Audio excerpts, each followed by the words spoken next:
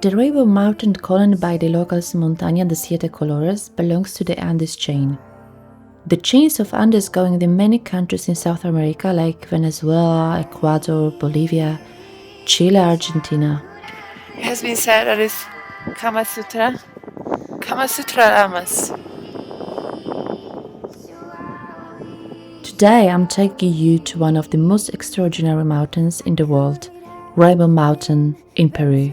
We will take a look at the rainbow strikes, which attract so many people from all around the world. And obviously we consider whether it's worth to go to see that phenomenon and whether they are so fascinating as people says. Be prepared to wake up early. You leave Cusco around 3 a.m., 4 a.m., depends from the company. Guys, there is 100,000 stairs to get down to Plaza de Arma. And plenty of dogs. I heard very dangerous and one of them tried to bite me here. So I'm trying to rush. The journey itself is an adventure already, so winding roads, amazing views, and real Andean life. You can consume it all or sleep through it like most passengers did. When you reach the starting point, we're already at the altitude over 4K, and the trail isn't long, about 2 hours, but it's pretty demanding.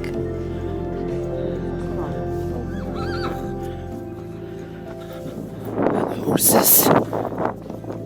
How are you breathing so far? For me, it's alright. Yeah, for me as well. Are you going to take horse? No, and you? No, but I like to horse riding. The viewpoint is an altitude above 5K, and obviously you can't prepare yourself. If you're not experienced, you never had experience before with climbing, you won't be know how your body will react. This is where we're going. 4,400.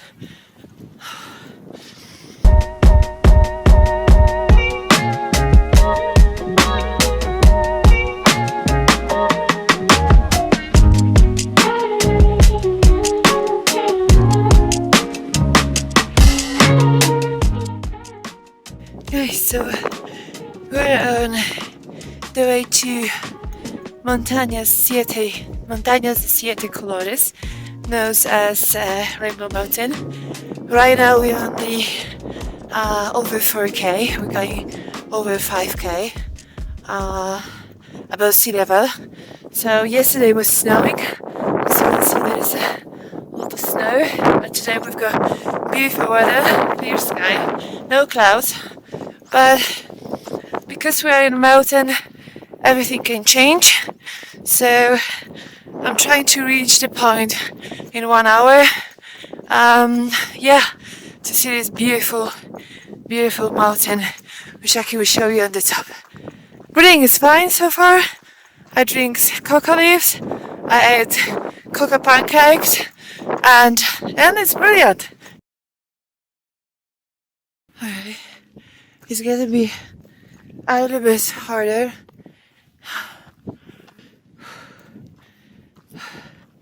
It's just kind of feeling like chest is squeezed. And this is how they look at getting up with the dress and hat with no problem on breathing. Yes, the out of breath, and you can hear many times in this video, is very often. Your legs may hurt, it all depends obviously on your previous activity. You may have a feeling of, as I mentioned before, of tightness in your chest like I had. So it's worth taking breaks, catching your breath and taking in the views because there are certainly plenty of them. Oh, yes. Niños. Niño o niña? Niños. Niños. Niños. Qué lindo. To be fair, on that high, I start to feel, I feel headache and a little bit dizzy. Right, and now it's a little bit problem with the balance, so I feel like insecure a little bit, like just pushing me on the left. Yeah. But not much left. When I came back home, like I experienced such a big headache I never had before. I couldn't even recognize that pain because it was like squeezing my head, and I wasn't able even to join to my friends to eat dinner, and I wasn't able even to talk normally. As you can see on this video, I was like mumbling something, like I had a problem even with the talk. And yeah, and I was start, panic. I was looking for a kind of sign, like the blood's going out of my ears or something like that.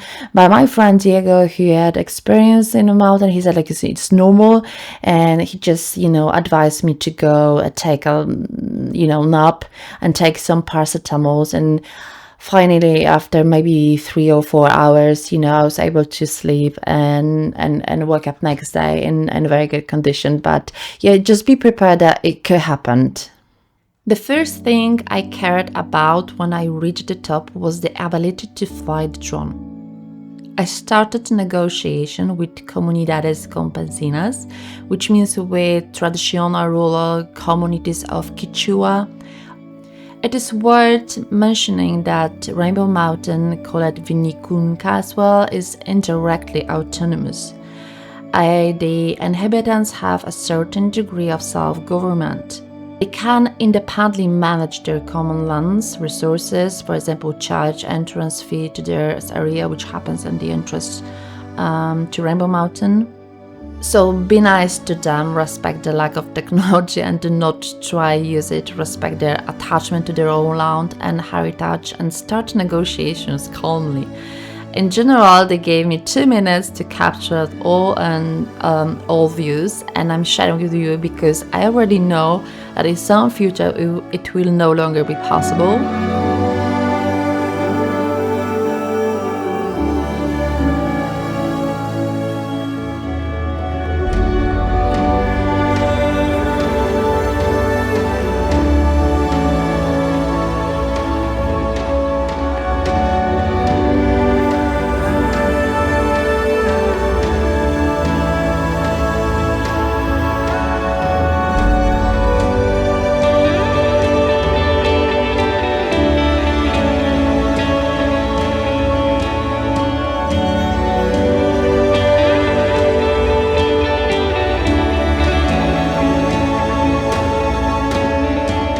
As you can see, the rainbow in the rocks is a real natural function of the rocks. Is the result of millions of years of deposition of minerals such as iron, copper, and sulfur.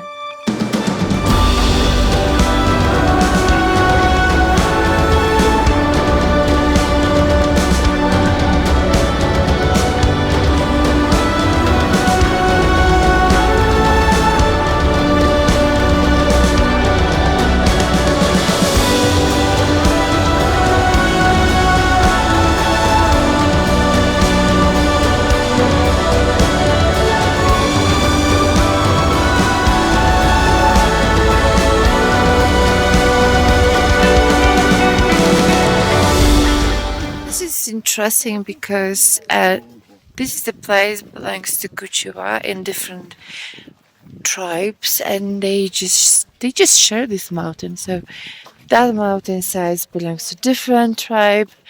That red valley belongs to different tribe.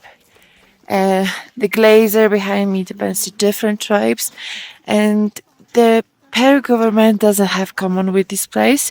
So these tribes, they just share the mountain, and they share the money we have to pay to come here.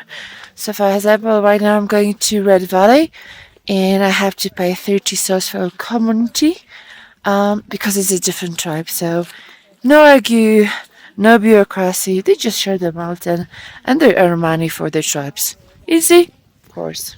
Okay, so I'm going down. It's absolutely beautiful view. There's a Peruvian Quechua lady who belongs to that land, and they are very proud of this. So yeah, as I said before, they share the land. There is like 3 or 4 tribes, but they share the money. They've got a kind of chief or like leader. Oh, look at this view! So amazing, so so beautiful. And they keep the autonomy of this land. Each family, for example, every week work here. So for example, one horse is for one family. So one horse for one family works 1 week. This is how they share the work. They are right now built a hospital, so they have access to public school, so the kids can attending to school and educated to work in the hospital in the future. So I will give you some tips what you had to take for sure. Like this is like must have tools. So definitely you need rainbow coat. Rainbow coat, I'm saying like raincoats, but yeah, rainbow coat sounds very nice. You know, you can take rainbow coats as well because you're going on the mountain now. But I'm just talking about raincoat because obviously you are in the mountains, so everything can happen. The weather changed rapidly, and yeah, you can be surprised. You know, very heavy rain. The day before I went to Rainbow Mountain was snowing, so people wasn't able to see any colors. And the next day was obviously, as you can see, beautiful weather, just amazing. So the second one, what you have to take definitely is sun cream. Obviously, I'm trying to avoid sun cream with my personal reason, but when I'm going climbing, when I'm going somewhere where high mountain, and even it's no sun, I'm taking sun cream. We want to avoid, you know, sunburns, especially around the face area. So this is what you have to take it as well. And the third one is plenty of water. I think my pain was just because I drinking not much water as I supposed to. I just naively believe like drinking coca leaves or eating even pancakes with coca it is just enough, you know, to climb and feel very well. Avoid, you know, altitude sickness, but no, I think it doesn't work. Like we really believe they can just solve the old problems with altitude. So definitely water and paracetamol is one of these. Like you can definitely take it and have it with you. Oh, that's a good idea. Just take with you paracetamol and maybe just take it when you'll be going down. So for me, Rainbow Mountain was one of, if not the most beautiful place in Peru. Maybe just because there is no other place like it. And so, yeah, just remember when you're going to Peru, just add this trip to your travel list. Ciao.